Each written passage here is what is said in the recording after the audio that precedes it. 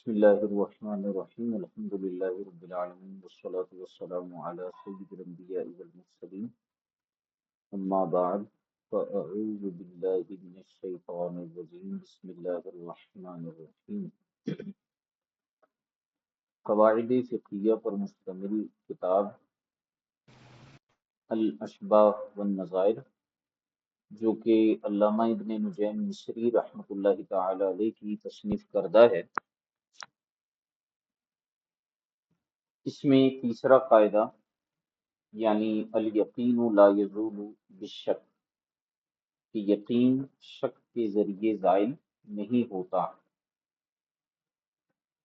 اس قاعدے کے حوالے سے گفتگو کا آغاز ہوا تھا اور کل ہم نے اس قاعدے کے متعلق کچھ باتیں پڑھی تھی۔ انشاءاللہ الکریم آج مزید اس قاعدے کے حوالے سے گفتگو کریں گے۔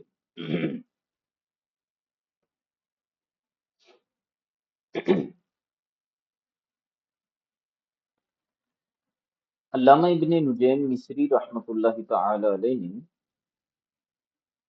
یہ جو تیسرا قاعدہ بیان کیا، اس کے ابتدا ہی میں محقق ابن حمام صاحب فتح القدیر ان کا کلام لے کر آئے۔ اچھا، جو گفتگو کل ہماری چلی تھی اس میں آخر تک جو گفتگو تھی وہ محقق ابن حمام ہی کی تھی، ٹھیک ہے۔ یہ جو صفحہ نمبر 49 ہے اور اس کی ابتدا میں یہ جو پیراگراف ہے وہ نظیرہ سے پہلے یہ فتح القدیر کا ہی کلام ہے۔ اچھا، اس میں کچھ چیزیں جو ہیں وہ مکس اپ ہو رہی تھی، اس وجہ سے میں نے پھر سبق کو بھی موقوف کر دیا تاکہ دوبارہ ہم اس کو جو ہے وہ صحیح انداز میں پڑھیں، اور اس میں جو جو چیزیں رہ گئی ہیں ان کا بھی ہم اعادہ کر لیں تاکہ چیزیں سمجھ میں آئیں۔ اچھا، تھوڑا سا اس کو تفصیل سے سن لیجیے تاکہ ہم اس مسئلے کو صحیح انداز تک سمجھ سکیں۔ فتح القدیر میں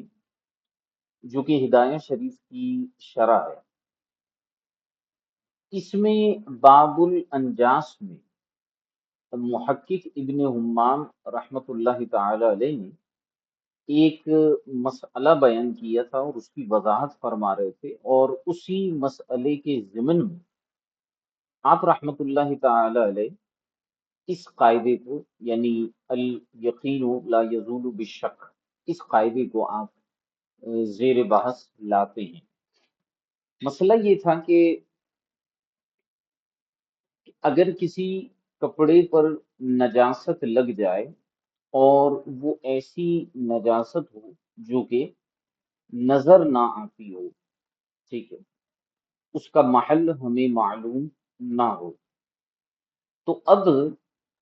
پہلی چیز تو یہ ہے کہ نجاست کا یقین ہے کہ یہ کپڑا جو ہے وہ ناپاک ہے، اس پر کوئی نجاست لگی ہے، لیکن یہ نہیں معلوم کہ کہاں پر لگی ہے۔ اگر معلوم ہو تو ایسی صورت میں جہاں نجاست لگی ہوگی اس جگہ کو دھونا لازم ہوگا، ضروری ہوگا، دھو لینے کے بعد وہ کپڑا پاک ہو جائے گا۔ لیکن اگر معلوم نہیں ہے تو اس معاملے میں محقق ابن حمام علیہ الرحمہ دو طرح کے مذاہب اور موقف لے کر آئے۔ پہلا موقف یہ ہے کہ کپڑا جس پر نجاست لگی ہے لیکن اس کا مقام معلوم نہیں ہے، محل معلوم نہیں ہے، تو اس کے کسی بھی حصے کو دھو لیا جائے تو وہ کپڑا کسی بھی حصے کے دھو لینے کی وجہ سے پاک ہو جائے گا،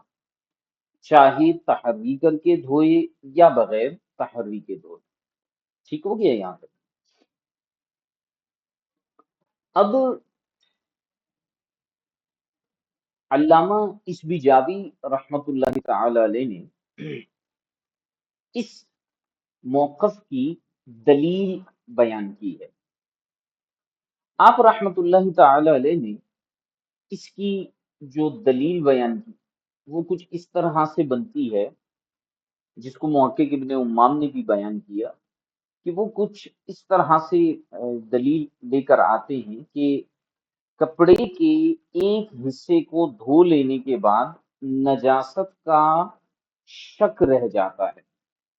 دھو لینے سے پہلے نجاست کا یقین تھا کہ یقینی طور پر نجاست ہے، جب آپ نے اس کا ایک حصہ دھو لیا تو اب وہ یقین شک میں بدل گیا، کیونکہ ہو سکتا ہے کہ جس حصے پر نجاست لگی تھی آپ نے اس کو دھو لیا، ہو سکتا ہے کہ جس جگہ کو آپ نے دھویا ہے وہ وہی جگہ ہو کپڑے کی جس پر نجاست لگی۔ یہ علامہ اسبجابی اور وہ افراد جو یہ کہتے ہیں کہ کپڑے کا ایک حصہ دھو لے تو وہ کپڑا جو ہے وہ پاک ہو جائے گا، ان کا مین مقصد اور پرپز یہ تھا کہ یقین نجاست کو شک میں تبدیل کر دیا جائے۔ جب یقین شک میں تبدیل ہو جائے گا تو کپڑے کے اوپر جو ہے ہم شک کی وجہ سے، کیونکہ طہارت ایک ایسا مسئلہ ہے، فتاوی رضویہ شریف میں بھی آپ غالباً چوتھی جلد میں اس مسئلے کو پڑھیں، اس پر اعلیٰ حضرت نے پورا رسالہ ایک تحریر کیا ہے، تو اس مقام پر بھی یہ گفتگو ہوئی کہ طہارت اور نجاست یہ ایسے معاملات ہیں کہ جہاں پر یقین کے علاوہ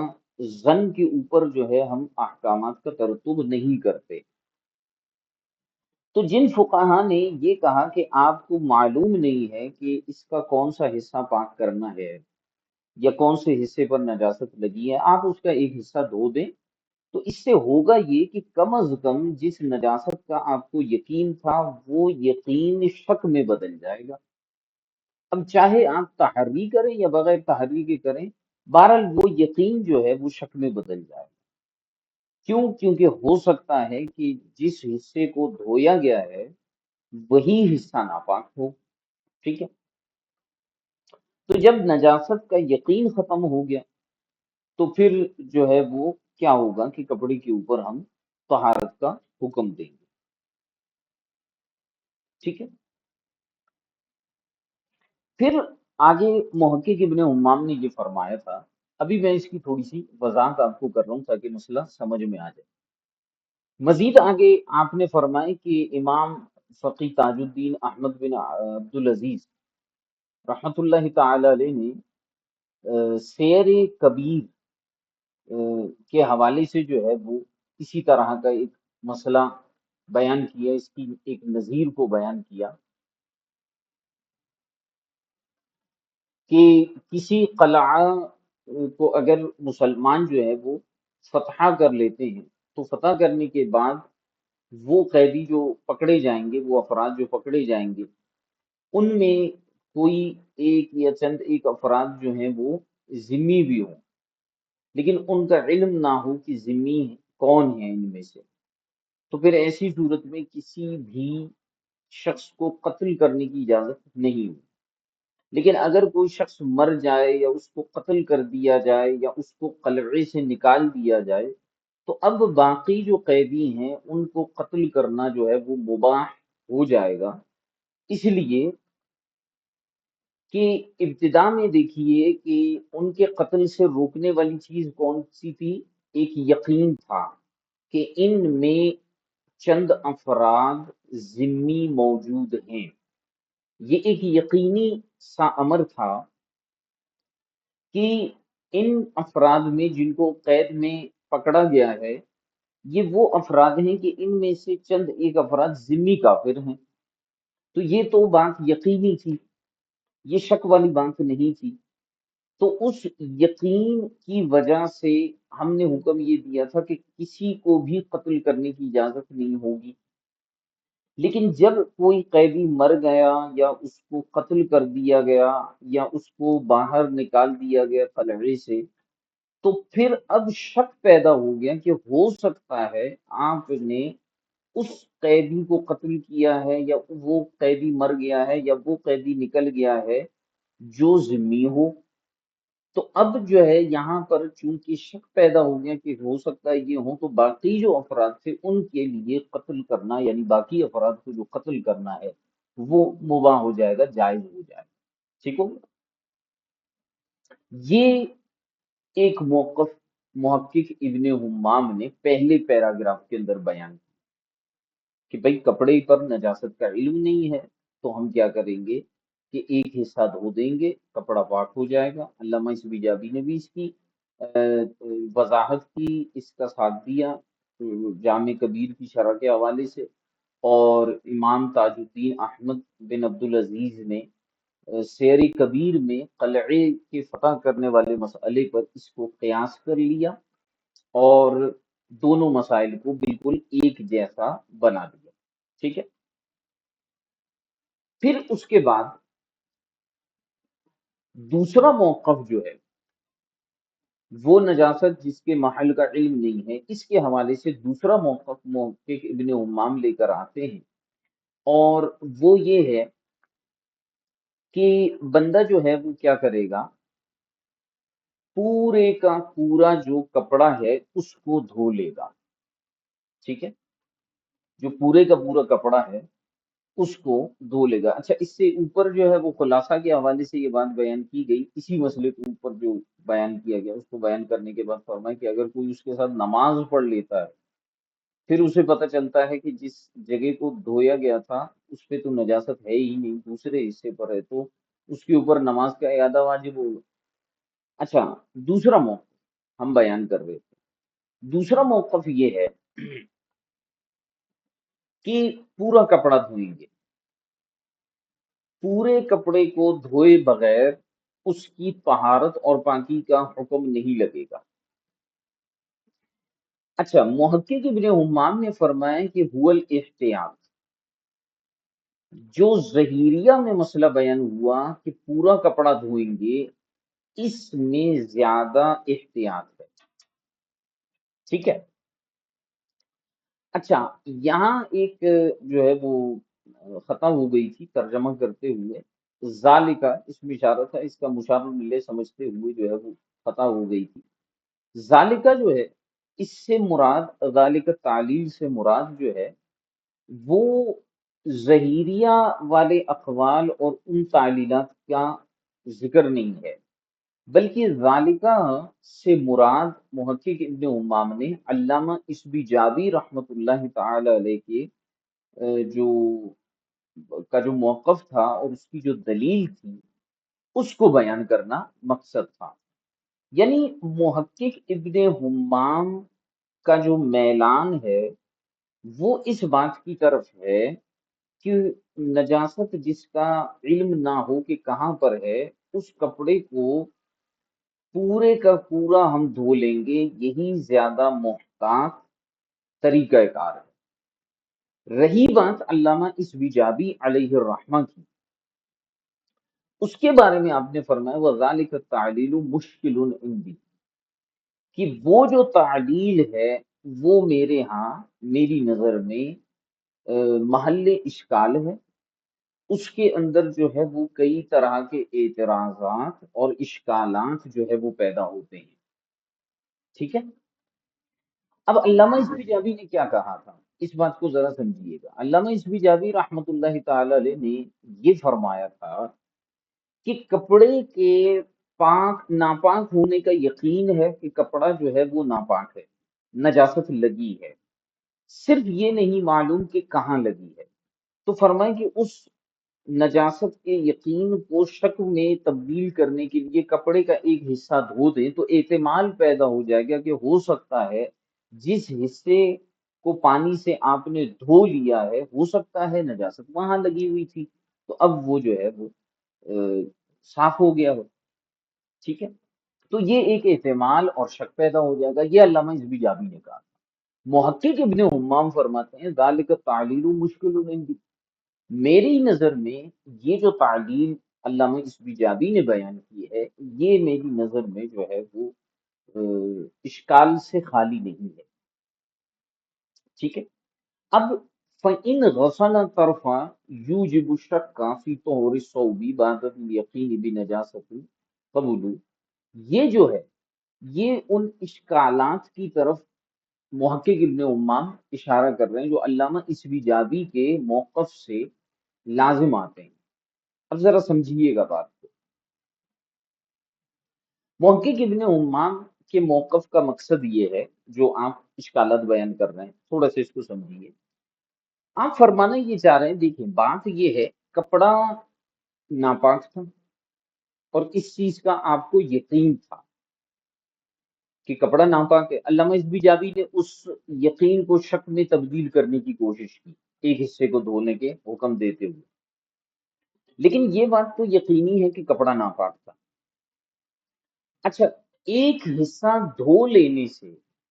علامہ ازبی جابی کہتے ہیں کہ ناپاکی کا شک رہ گیا، لیکن محقق ابن امام فرماتے ہیں اگر ایک حصے کو دھو لینے سے ناپاکی کا شک رہ گیا ہے تو اسی حصے کو دھو لینے سے پاکی کا شک بھی تو رہ گیا۔ یعنی جس طرح سے آپ کہہ رہے ہیں کہ نجاست کا اب شک رہ گیا ہے، تو ہم بھی تو یہی کہتے ہیں کہ طہارت کا بھی تو شک ہی رہ گیا ہے، کیونکہ جیسے آپ یہ کہہ رہے ہیں کہ ہو سکتا ہے جس جگہ پر نجاست لگی تھی وہ دھل گیا ہے، تو ہم کہتے ہیں کہ ہو سکتا ہے جس جگہ نجاست لگی تھی وہ دھونے سے رہ گیا ہے، ایک حصے کو دھو لینے سے۔ تو گویا کہ دونوں طرف برابر ہو گئے نا۔ یہاں کیسے آپ کہہ سکتے ہیں کہ الیقین لا یزول بالشک، یا یہاں پر نجاست کے وجود میں شک پیدا ہو گیا؟ جس طرح سے نجاست کے وجود میں شک پیدا ہو گیا، ٹھیک ہے ہم نے مان لیا، لیکن اس کے ساتھ ساتھ طہارت کے وجود میں بھی تو شک ہے۔ تو یہ جو عبارت ہے کہ فَإِنَّ غَسْلَ طَرْفٍ يُوجِبُ الشَّكَّ فِي طُهْرِ الثَّوْبِ، کہ ایک کنارے کو دھو لینا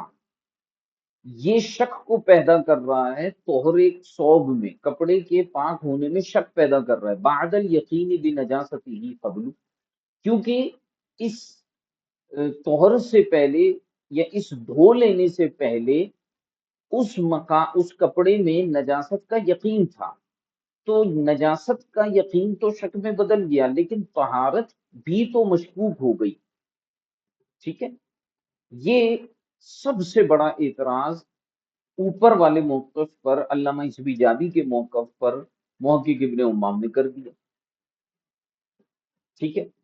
اور پھر آپ نے یہ فرمایا کہ جب تک آپ پورے کپڑے کو نہ دھوئیں گے تب تک یہ شک طہارت والی باقی رہے گی اور نجاست والی بھی باقی رہے گی، لہٰذا پورے کپڑے کو دھو لیں، تو پھر کیا ہوگا کہ نجاست کا شک ختم ہو جائے گا اور طہارت کا یقین ہو جائے گا۔ ٹھیک ہے، لہٰذا مشکوک طہارت سے یقینی نجاست ختم نہیں ہو سکتی۔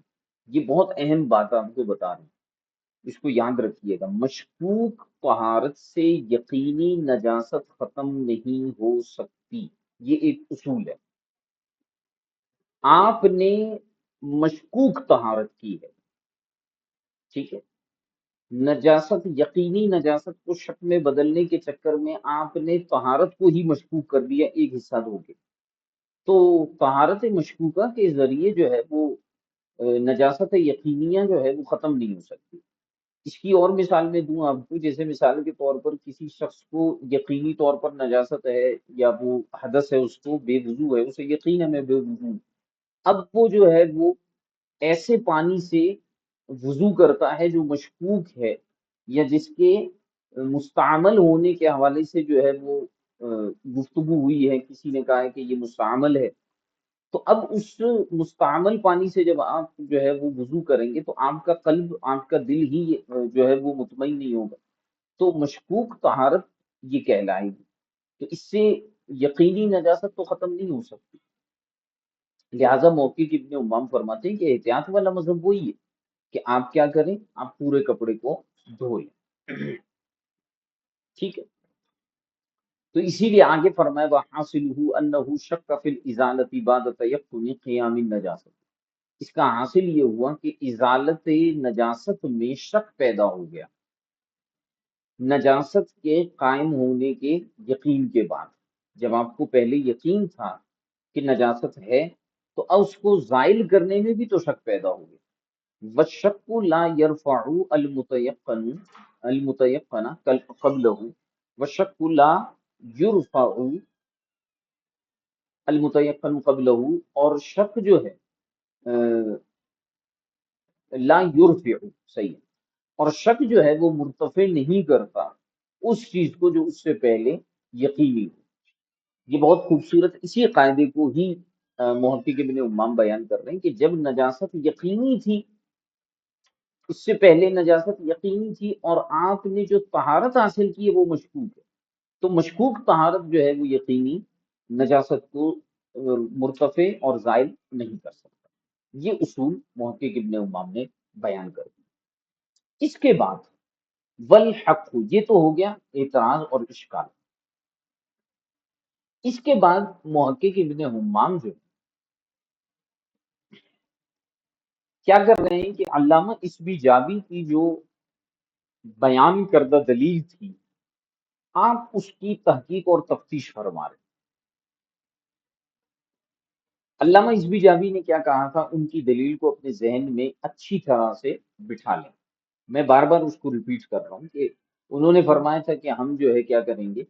طہارت یقینیہ کو جو ہے وہ زائل کرنے کی کوشش نجاست یقینیہ کو زائل کرنے کی کوشش کریں گے، اور کپڑے کے ایک حصے کو دھو کے ہم اس نجاست کو مشکوک بنا دیں گے، تو جب وہ مشکوک ہو جائے گا تو کپڑے کے اوپر طہارت کا حکم لگے گا۔ اب محقق ابن امام والحق سے اس کی وضاحت کر رہے ہیں۔ محقق ابن امام یہ فرماتے ہیں کہ یہ بات تو آپ کی درست ہے کہ ایک حصہ دھو لینے سے باقی کپڑے میں طہارت کا احتمال آ جاتا ہے۔ پہلے آپ کو یقین تھا کہ کپڑا ناپاک ہے، اور جب آپ نے ایک حصہ دھو لیا تو کم از کم اتنا احتمال تو آ جائے گا کہ کپڑے کا جو باقی حصہ ہے وہ پاک ہے، ٹھیک ہے، اور وہ جو نجاست ہے وہ صرف درجے شک میں آ جائے گا، ٹھیک ہے۔ یہ بات تو آپ کی درست ہے کہ آپ نے احتمال طہارت بھی پیدا کر دیا اور شک کے نجاست یعنی یقین نجاست کو نیچے لا کر آپ نے مشکوک بنا دیا، یہاں تک تو بات صحیح ہے۔ لیکن محقق ابن عمام فرماتے ہیں کہ غور کیجئے گا کہ محض شک سے حکم نہیں لگتا، یہ دوبارہ دوسرا اصول ہے کہ محض شک سے حکم نہیں لگتا۔ آپ نے طہارت کو بھی مشکوک کر دیا، نجاست کو بھی مشکوک کر دیا، تو آپ محض مشکوک طہارت کی وجہ سے پورے کپڑے کے اوپر طہارت کا حکم لگائیں گے؟ تو یہ تو سن لیجئے کہ محض شک کی وجہ سے تو حکم نہیں لگتا، ٹھیک ہے۔ اچھا، اب اس میں مزید ایک خوبصورت بات آپ کو بیان کرتے چلیں ہم، وہ یہ ہے کہ پیچھے نماز کے حوالے سے بھی اس میں بات ہوئی تھی۔ محقق ابن عمام کی رائے یہ ہے کہ وہ کپڑا جس کے ایک حصے کو آپ نے دھو لیا ہے، اس پر نجاست کا کامل حکم تو ہم بھی نہیں لگا رہے، کیونکہ نجاست کو بھی آپ نے مشکوک کر دیا اور طہارت کو بھی مشکوک کر دیا۔ تو نتیجہ یہ نکلتا ہے کہ اگر ایسا کپڑا جس کے ایک حصے کو کسی نے دھو لیا، علامہ اسبی جابی کے موقف پر عمل کرتے ہوئے، اور اس کے ساتھ نماز پڑھ لی، تو ہم اس کپڑے کو ابھی ناپاک نہیں کہیں گے، اور ناپاک نہ کہلانے کی وجہ سے اگر وہ اس میں نماز پڑھ لیتا ہے تو ہم اس کی نماز کو جائز قرار دیں گے۔ اسی طرح وہ جو قیدی والا مسئلہ بیان کیا، فرمائے کہ ایک قیدی کے قتل سے یا اس کو نکال دینے سے جو مانع موجود تھا، یعنی جس کی وجہ سے آپ بقیہ کو قتل نہیں کر رہے تھے، وہ یقینی نہ رہا، جیسے کہ ہم نے پیچھے بھی بیان کیا کہ بھائی ایک قیدی نکل گیا یا چند قیدی نکل گئے یا چند قیدیوں کو قتل کر دیا گیا، تو ہو سکتا ہے انہی کو قتل کیا گیا یا انہی کو نکالا گیا ہے جو ذمی ہوں گے۔ تو اب وہ جو پہلے یقین کا درجہ تھا کہ ان میں کوئی نہ کوئی ذمی ہے یقینی طور پر، اب وہ یقین کا درجہ ختم ہو گیا ذمیوں کے حوالے سے، اور احتمال پیدا ہو گیا کہ ہو سکتا ہے شاید جس قیدی کو قتل کیا گیا ہے یا جس کو قلعے سے نکال دیا گیا ہے وہی ذمہ ہے، ٹھیک ہے۔ تو محقق ابن امام اس کے حوالے سے رائے بیان کرتے ہیں اور فرماتے ہیں کہ اگر ہم ان باتوں کو تسلیم کر لیں تو اس میں ایک اور خرابی بھی پیدا ہو سکتی ہے، اور وہ یہ ہے کہ یہ جو قاعدہ ہے کہ الیقین لا یزول بالشک، یہ بے معنی ہو جائے گا. یعنی اگر ہم آپ کی باتیں مان لیں تو ایسی صورت میں جو ہے یہ قاعدہ یعنی الیقین لا یزول بالشک یہ بے معنی ہو جائے. کیوں؟ وجہ یہ ہے کہ اس قاعدے کے لیے یہ بات ضروری ہے کہ شک جو ہے وہ محل یقین میں وارد ہو. ابھی کل میرے جملے جو میں نے کہے تھے ان کو آپ یاد رکھیے گا. میں نے کیا کہا تھا کہ آپ شک کا تعلق کس چیز سے جوڑ رہے ہیں. تو محقق ابن حمام فرماتے ہیں کہ بات یہ ہے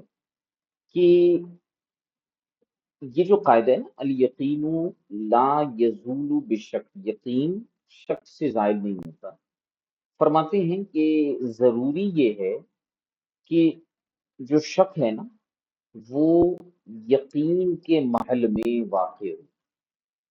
ٹھیک ہے؟ اور شک کی وجہ سے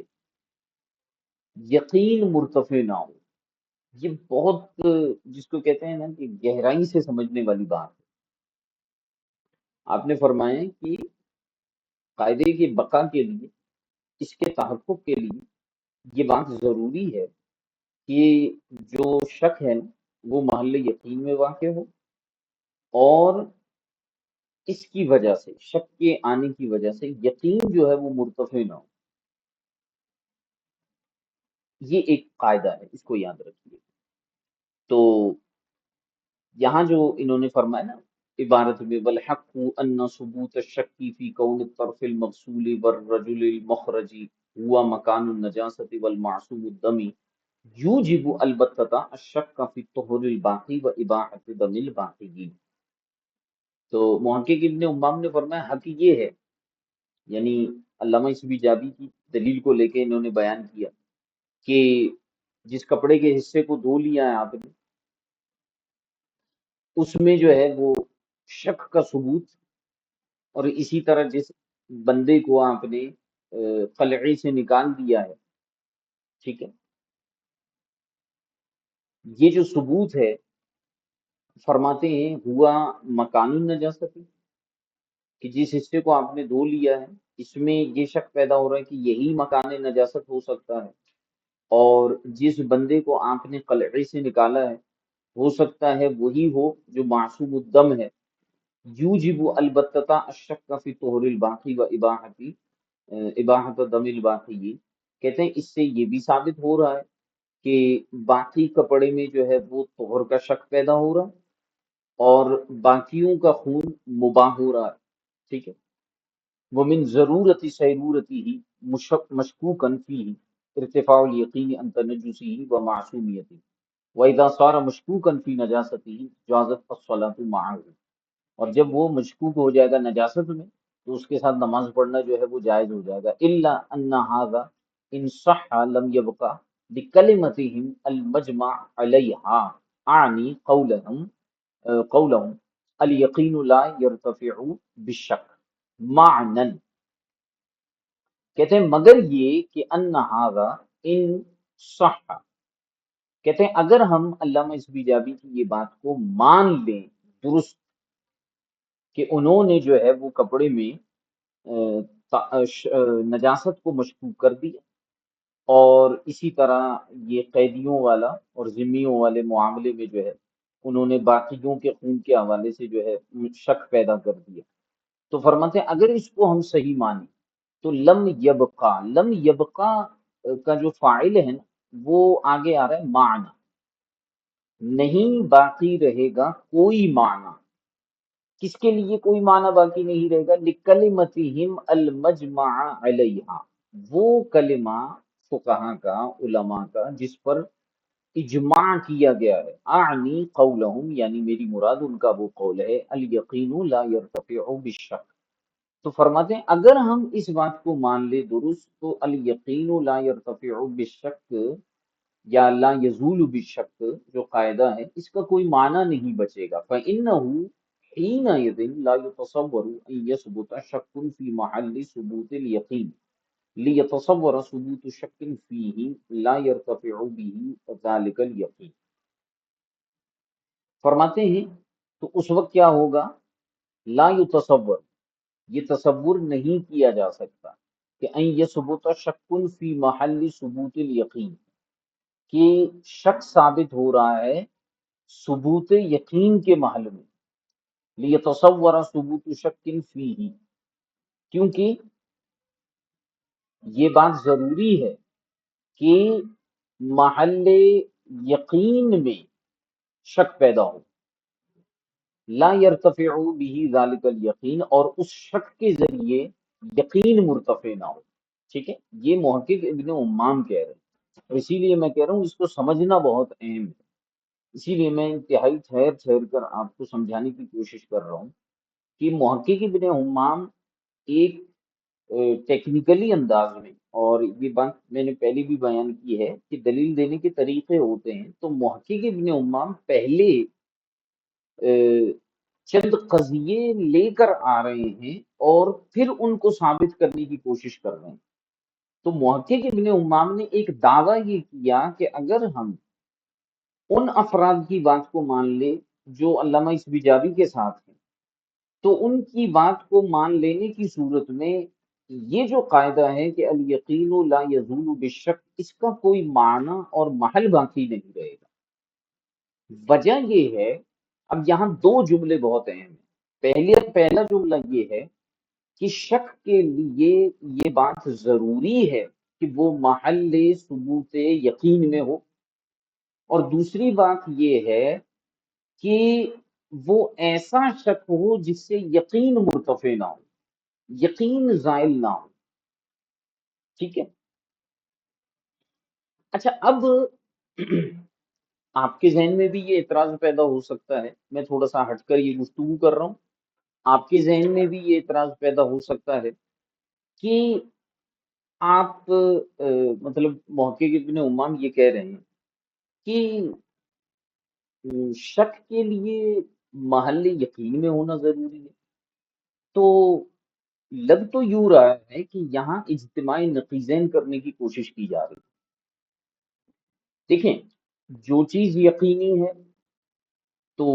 اگر اس میں شک آ جائے گا تو وہ تو مشکوک ہو جائے گا۔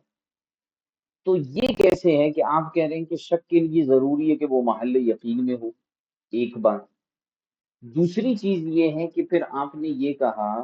کہ وہ شک ایسا ہو کہ جس سے یقین مرتفع نہ ہو۔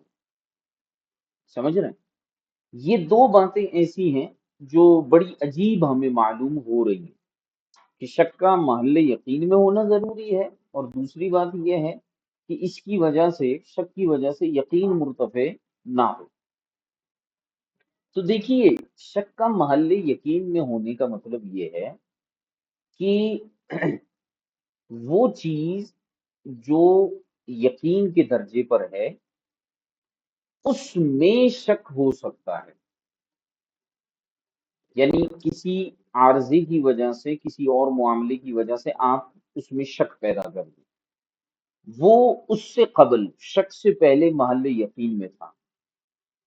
ٹھیک ہے، تو یہاں یہ جو مراد ہے نا کہ شک کے لیے ضروری ہے کہ وہ محل یقین میں ہو، اس کا مطلب یہ ہے کہ شک سے پہلے وہ چیز یقینی ہو اور کسی عارضی کی وجہ سے، کسی چیز کی وجہ سے اس میں شک پیدا ہو گیا۔ اب اس کا دوسرا رخ دیکھیے، مشکوک مشکوک نہیں ہو سکتا، یعنی جو چیز مشکوک ہوتی ہے پہلے سے ہی، اس میں کیسے شک کیا جا سکتا ہے، وہ تو پہلے سے مشکوک ہوتی ہے۔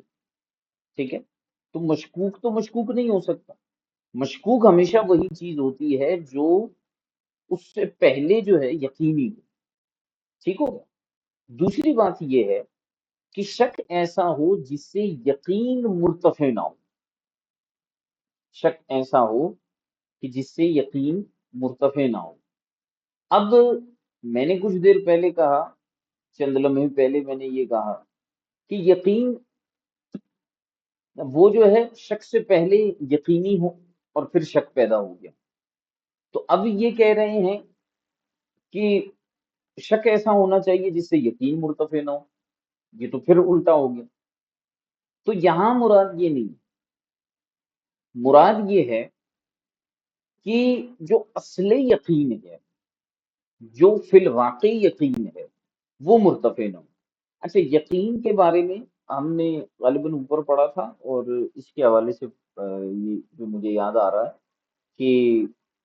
وہ چیز جو واقع کے مطابق ہو اس کو ہم یقین کہتے ہیں۔ تو شک کی وجہ سے یقین مرتفع نہ ہو، شک محض ایک اتفاقی اور عارضی چیز ہو۔ ٹھیک ہو گیا؟ یہ دو چیزیں اپنے ذہن میں رکھیے گا جو محقق ابن امام نے بیان کی۔ تو آپ نے فرمایا کہ فَإِن، یہ جو پیچھے فرمایا إِلَّا أَنَّ إِنْ هَذَا إِنْ صَحَّ لَمْ يَبْقَ لِكَلِمَتِهِمْ الْمَجْمَعَ عَلَيْهَا أَعْنِي قَوْلَهُمْ الْيَقِينُ لَا يَرْتَفِعُ بِالشَّكِّ مَعْنًى فإنه حينئذ لا يتصور أن يثبت شك في محل ثبوت اليقين ليتصور ثبوت شك فيه لا يرتفع به ذلك اليقين فمن هذا حقق بعض المحققين أن المراد لا يرتفع به حكم اليقين۔ اب آپ کو سمجھ میں آئے گا کہ محقق ابن امام یہ بحث کیوں لے کر آئے تھے۔ تو اب دوبارہ میں یہ بات آپ کو بیان کروں کہ یہ دو باتیں تو انہوں نے بیان فرما دی، پھر آپ نے اس بات کی طرف اشارہ کیا کہ جو علامہ ازوی جابی رحمۃ اللہ تعالی علیہ نے جو دلیل بیان کی تھی کپڑے کے ایک حصے کو دھو لینے کے حوالے سے، اور جو تعلیل بیان کی تھی، اگر ہم اس کی طرف غور و فکر کریں تو وہاں پر کیا ہو رہا ہے، وہاں اس قاعدے کا کوئی محل ہی نہیں بن رہا۔ وہاں ہو یہ رہا تھا کہ پہلے نجاست کا یقین تھا۔ اب غور کیجئے گا،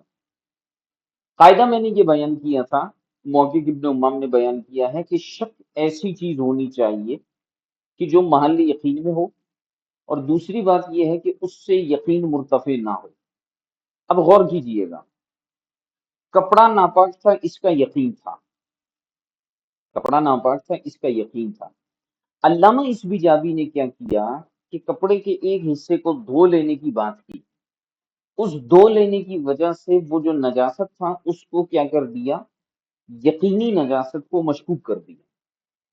تو علامہ ابن حمام نے فرمایا تھا کہ شک ایسا ہونا چاہیے جس سے یقین مرتفع نہ ہو۔ آپ نے جو عمل بتایا ہے، جو طریقہ بتایا ہے، اس سے کیا ہوا، جو یقینی نجاست تھی وہ مشکوک ہو گئی، گویا کہ مرتفع ہو گئی۔ ٹھیک ہے، شک پیدا ہوتے ہی یقین ختم ہو گیا۔ آپ کے قاعدے کے مطابق آپ نے کہا تھا کہ نجاست کا اب ہم حکم ہی نہیں دیں گے، کیونکہ یہی کہا ہے نا کہ آپ جب کپڑے کے ایک حصے کو دھو لیں گے تو کپڑا پورا پاک ہو جائے گا۔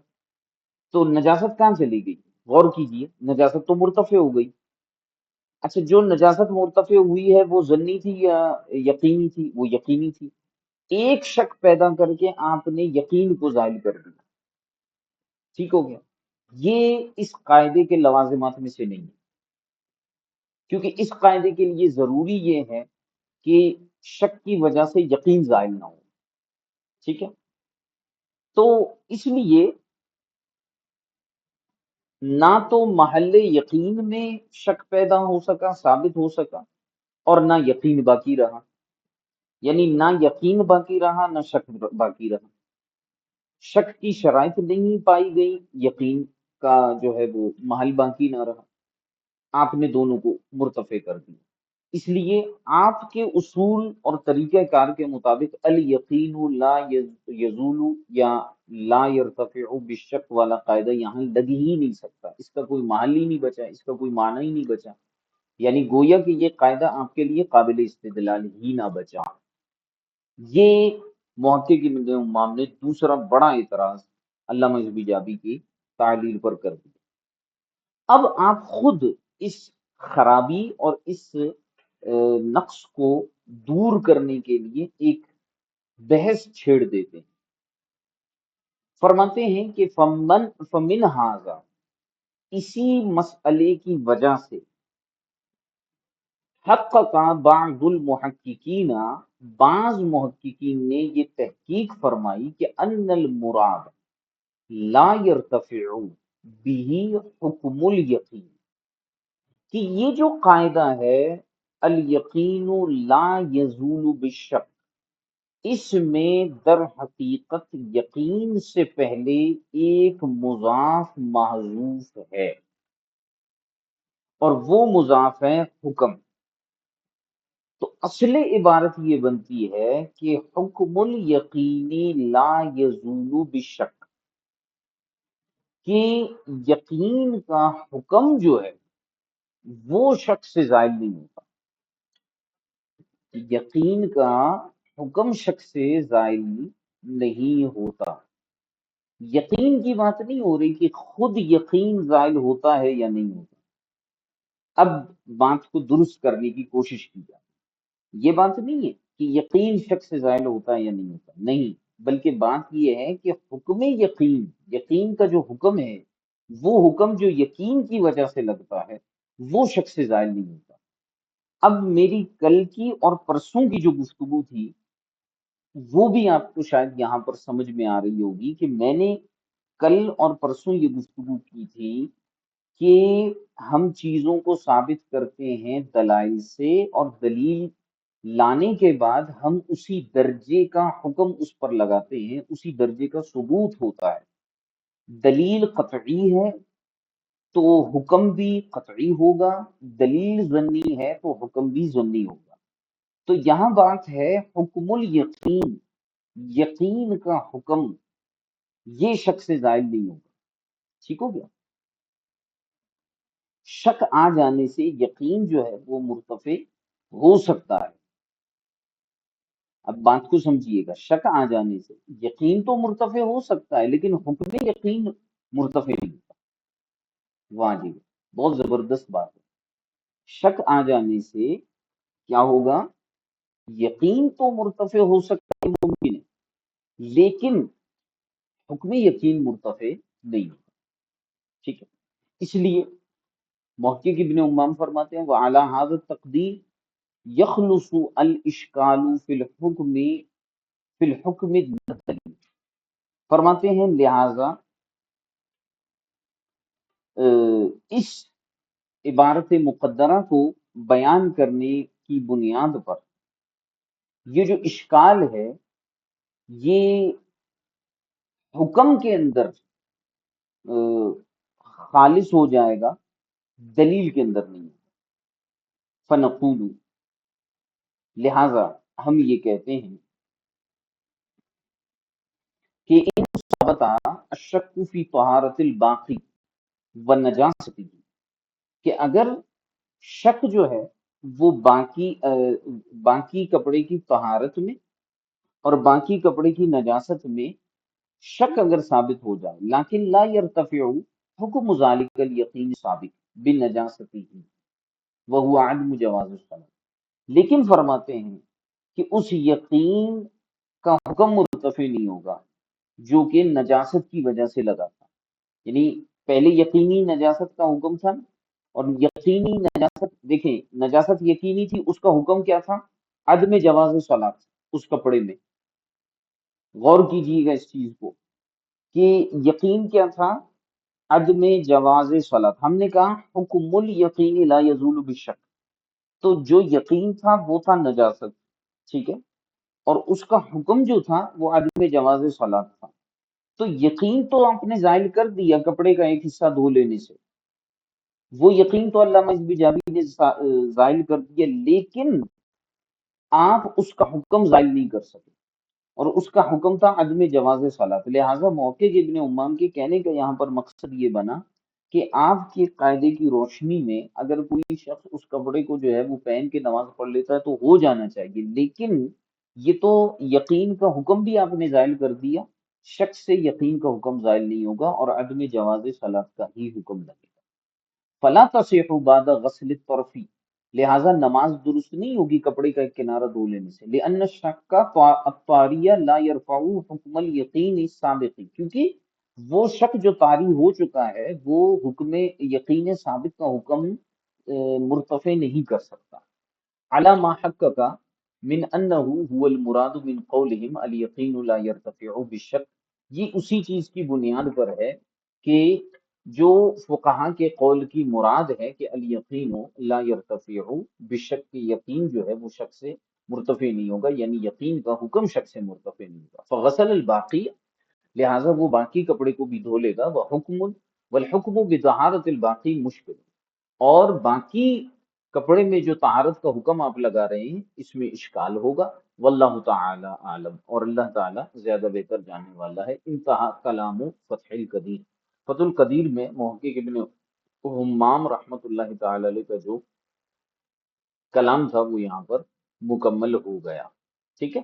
لہٰذا محقق ابن حمام نے اس قاعدے کی بڑی ایک زبردست قسم کی جو ہے وہ تشریح فرمائی، اور آخر میں آ کر اس بات کو بھی بیان کیا کہ اگر اس ایک کپڑے کے حصے کو آپ دھو لیں گے تو اس سے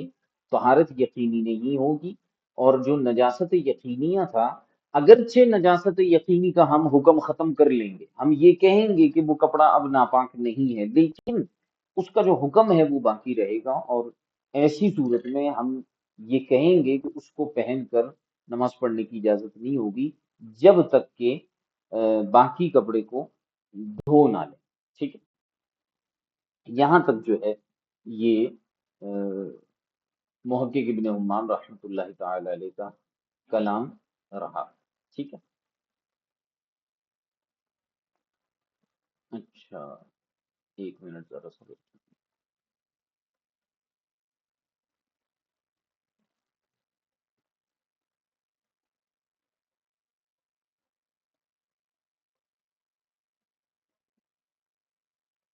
اچھا، اس میں یہ چیز یاد رکھیے گا کہ محقق ابن امام رحمۃ اللہ تعالی علیہ نے علامہ حزبی کی دلیل کا رد تو کیا، لیکن اس کو درست کرنے کے لیے پھر آپ نے جو ہے یہ والا کلام ذکر کیا کہ اس میں ہم حکم طہارت کا ذکر کریں گے تاکہ جو ہے وہ معاملہ درست رہے، ٹھیک ہے۔ تو آج اس کو ہم یہیں تک رکھ لیتے ہیں، محقق ابن امام کے کلام تک۔ مزید جو آگے آئے گا وہ نظیر قولہم القسمۃ فی المسلم من المطہرات، یعنی انہ لا تنجس بعد البر ثم قسم طہری، یہ انشاءاللہ کریم ہم کل مزید یہیں سے لے کر چلیں گے، اور یہ علامہ ابن نجم مصری رحمۃ اللہ تعالی علیہ اس پر جو ہے وہ کچھ مزید چیزیں اور قاعدے کے حوالے سے مزید توضیحات اور تشریحات بیان فرمائیں۔ آج کا سبق امید ہے کہ آپ کو سمجھ میں آ گیا ہوگا۔ جی، کوئی سوال ہے تو ارشاد فرمائیں۔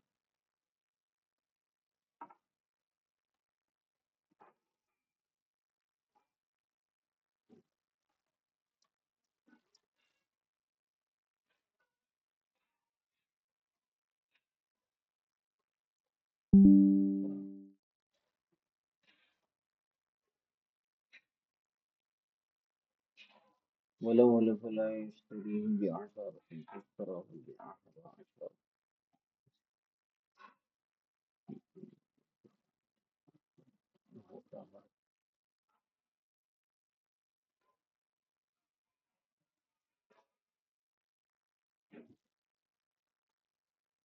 یہ جو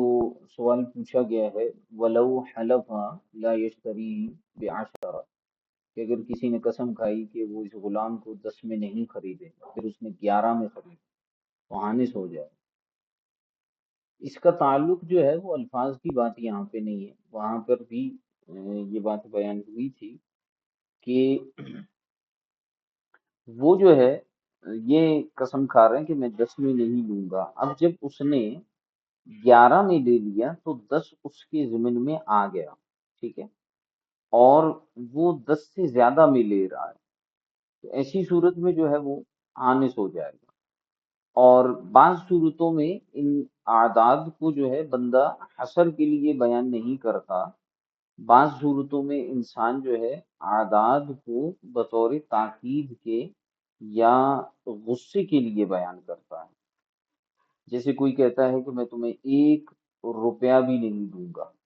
تو اس کا مطلب یہ تو نہیں ہے کہ 1 روپیہ نہیں دے گا، اس کا مطلب ہے کہ میں تمہیں جو ہے وہ کچھ بھی نہیں دوں گا، میں تمہیں ایک پائی نہیں دوں گا۔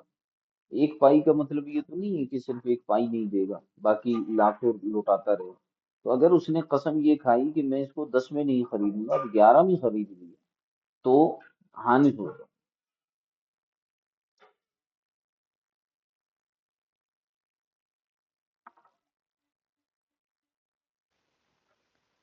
السلام علیکم ورحمۃ اللہ وبرکاتہ۔ وعلیکم السلام ورحمۃ اللہ وبرکاتہ۔ اچھا، یہ قسم کے متعلق ہی سوال تھا کہ جیسے وہ مسئلہ گزرا تھا نا کہ اس میں الفاظ کا مطلب کہ اعتبار ہوتا ہے، تو ہوں اگر کسی نے کسی موقع پر مطلب بچنے کے لیے قسم کھائی، لیکن اس میں جلالت اللہ میں کے لام پہ جو کھڑی حرکت تھی اس کی جگہ زبر پر دی دوسری، تو یہ قسم مراد ہوگی یا نہیں ہوگی؟ کیسے؟ جیسے اس میں جلالت اللہ کے نام پہ کھڑی حرکت لگی ہوئی ہے نا، کھڑا زبر ہوں اللہ، ہوں اس نے مطلب کہ کہا کہ مجھے اللہ کی قسم، یعنی لام کو لمبانے کیا قصدن، ہوں تو یہ قسم ہوگی کہ نہیں؟ ہمارے یہاں جو لوگ قسمیں کھاتے ہیں وہ کون سے کوئی مخارج کے ساتھ قسم کھاتے ہیں؟ وہ فرمایا تھا نا آپ نے یہ یہ مسئلہ تو یہ نا وہ فتاوی شامی میں کتاب الطلاق میں یہ مسئلہ آتا ہے، الفاظ مصحفہ کے متعلق، بحر شریعت وغیرہ میں بھی ہے۔ علامہ شامی نے فرمایا، اور اسی طرح جو شارح ہیں در مختار کے علامہ علاء الدین حصفی رحمۃ اللہ تعالی علیہ، فرماتے ہیں کہ اگر کسی نے الفاظ طلاق میں جو ہے وہ تصحیف کر دی، یعنی طلاق کے طاء کو جو ہے وہ اس نے پر نہیں پڑھا، اس کو اس نے باریک پڑھ لیا، اور قاف وہ جو ہے اس نے باریک پڑھ لیا، تو وہ فرماتے ہیں کہ الفاظ مصحفہ کے اندر جو ہے وہ طلاق واقع نہیں ہوگی۔ تو اس پر گزشتہ سال بھی میں نے بحث کی تھی پڑھاتے ہوئے، اور اس پر ایک عمدہ قسم کی بحث ہے، وہ یہ ہے کہ جس زمانے میں لوگ لغت کو اور الفاظ کو اور حروف کو سمجھتے تھے، تو ان کے لیے جو ہے وہ طا کو تا پڑھنا بھی جو ہے وہ تصحیف میں شمار ہوتا تھا۔ آج کے زمانے میں اگر کوئی شخص، اگر کیا جو لوگ طلاق دیتے ہیں ان میں سے کوئی بھی شخص طا کو پر نہیں پڑھتا اور قاف کو بھی پر نہیں پڑھتا، تو کیا ہم یہ حکم دیں گے کہ وہ جو ہے ان کی ازواج کو طلاق نہیں ہو رہی؟ نہیں، بلکہ جتنے علماء ہیں وہ تصحیف کی بحث ہی نہیں کرتے طلاق کے بعد میں۔ وہ تصحیف کی بحث اس لیے نہیں کرتے کہ فی زمانہ ہمارے ہاں یہ معروف ہے۔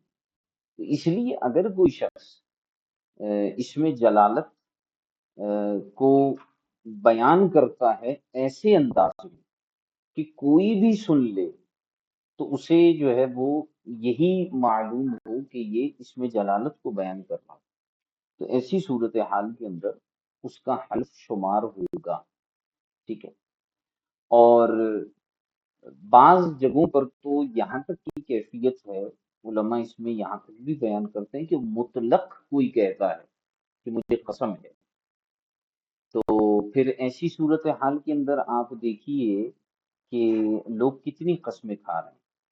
اور میں آپ کو ایک مزے کی بات بتاؤں، ہم جب دور طالب علمی میں بھی یہ مسائل پڑھ رہے تھے اس وقت بھی ذہن میں یہ اشکال آیا تھا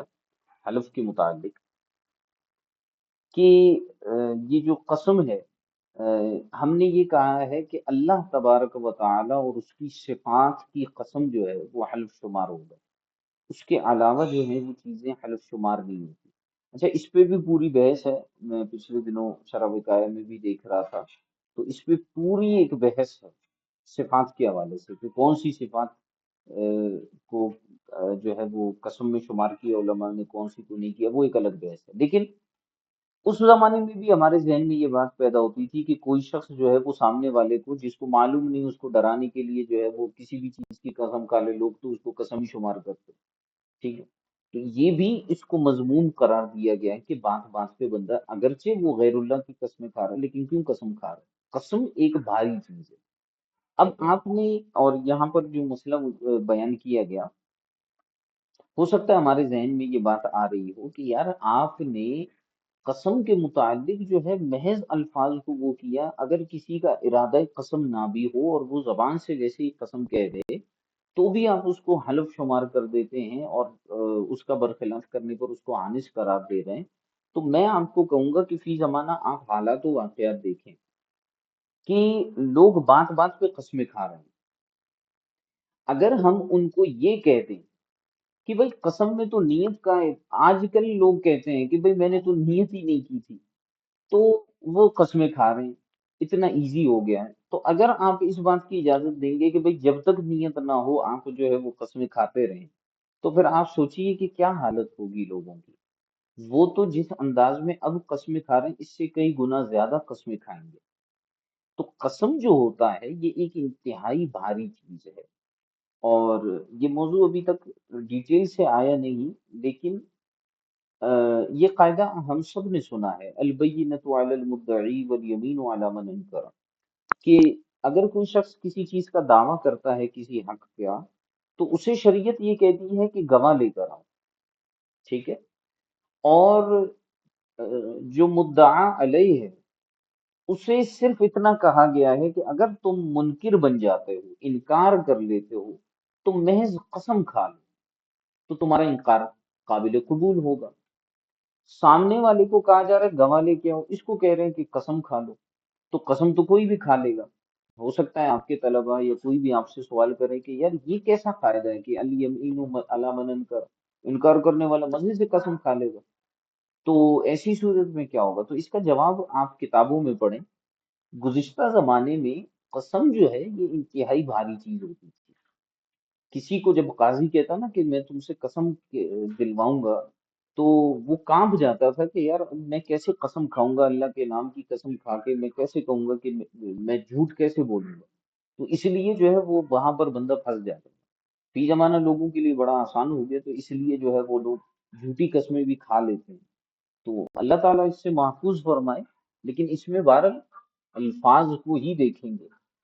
حالف کی اگر نیت پر آپ چلنے لگے تو پھر تو آپ کئی جگہوں پر پھنس جائیں گے۔ وقالوا لو نوى يوم الشك إن كان من شعبان ليس بصائم وإن كان من رمضان كان صائما لم تصح نيته ولو تردد في الفصل بأن وإن كان، یہ میں نے کہا تھا کہ لم تصح نیته پر میں کلام کروں گا لیکن نہیں کیا، تو ابھی آپ کو یاد آ رہا ہے جب میں اس وقت کہتا ہوں کہ آپ بتا دیجئے یا گروپ میں بھیج دیجئے، اس وقت آپ نہیں بھیجتے۔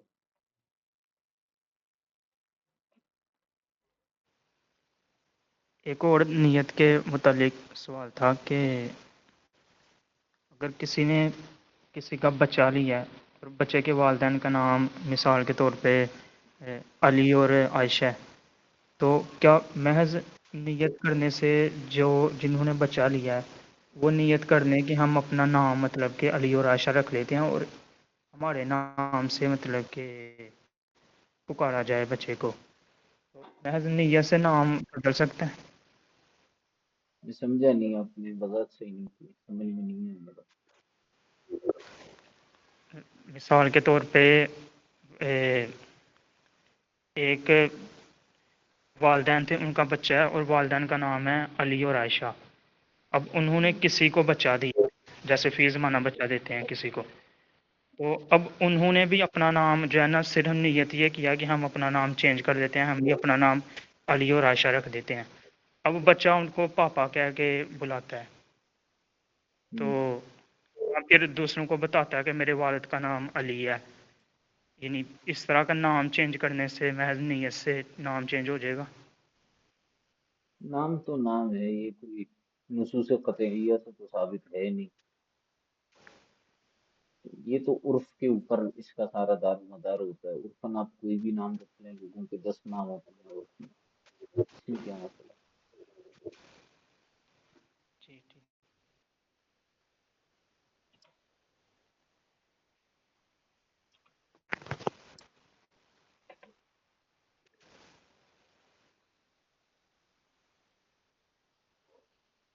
جی اور کوئی سوال؟